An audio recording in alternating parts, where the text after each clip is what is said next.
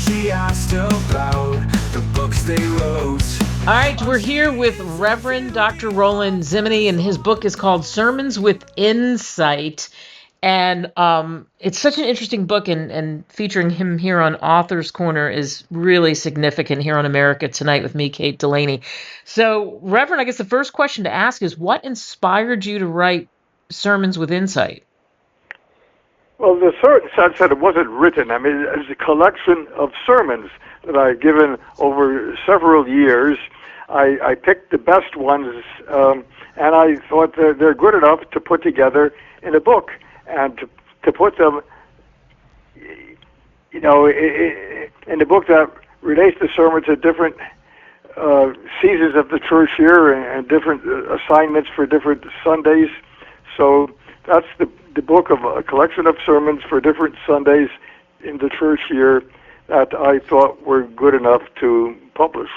And as you said, good enough to publish. And it's interesting because the first thing that comes to my mind, and you did this so well as you weaved it together, is making them relevant for people of today, right?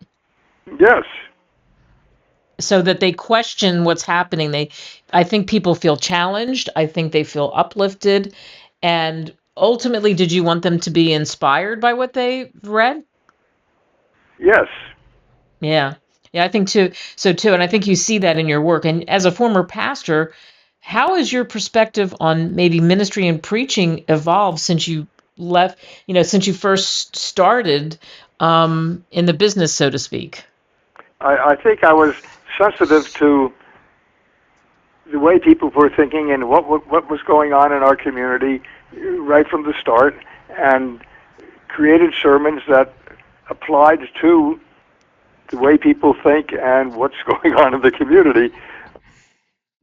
How do you hope readers will use Sermons with Insight? How do you hope they'll use it? In whatever way they can and need to. The wording and the line of reasoning can be understood differently based on what their problem is and how they relate what the sermon is saying to what their problem is. So they'll pick and focus on how it applies to them and use it that way. Yeah. And for you, I mean, starting with, ultimately you had decades of theological work, right? And what was it that made you want to do that? Why did you pursue that? Well, the whole question of God and what God is like, and whether I could believe in God at all, and what would justify belief in God. Those kinds of questions were at the bottom of my interest in pursuing theological education and studying what other people have said about those questions.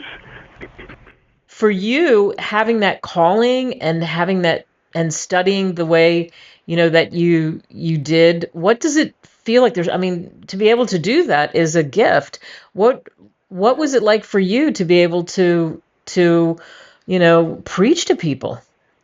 What I can do, and then what needs to be done, and so I did it. I'm not quite sure what you mean by feeling. And a sense of satisfaction if I get members of the congregation responding favorably to something I've said, telling me, well, I've reached that person. They got the point that I wanted to make.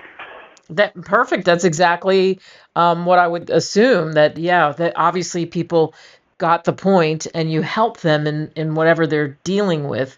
In a world that is obviously really tough, really broken in so many ways. Did you know when you were young that you had this deep interest?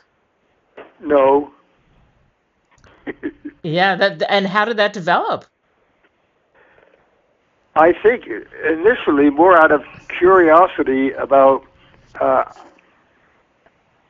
seriously I ought to take the religion, take Christianity, take what I see in the Bible. That got me into a theological seminary to to study what the seminary teaches in connection with those questions. That's what moved me. And then having gone through seminary, I decided, well, I can bring this to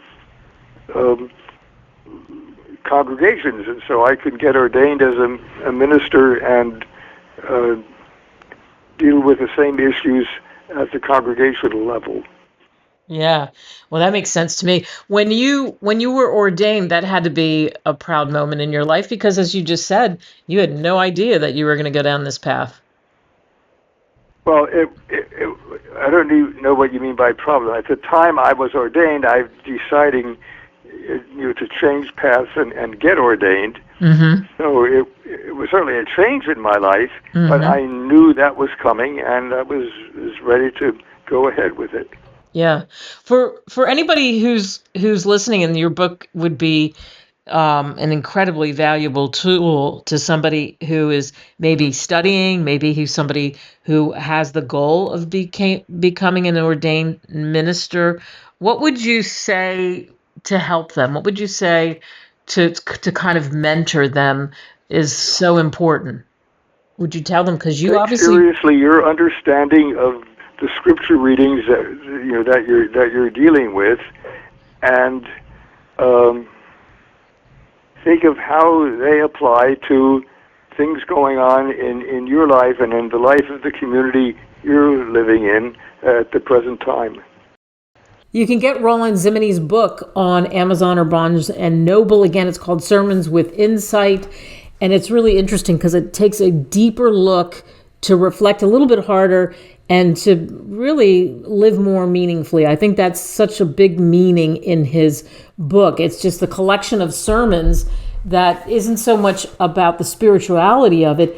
It's a call to transformation, and what has he done in his journey, where he was in the government and academia, and then found his way to the pulpit, and how he weaved together all those pieces of wisdom from decades and decades of theological scholarship and his own personal conviction, as he told us.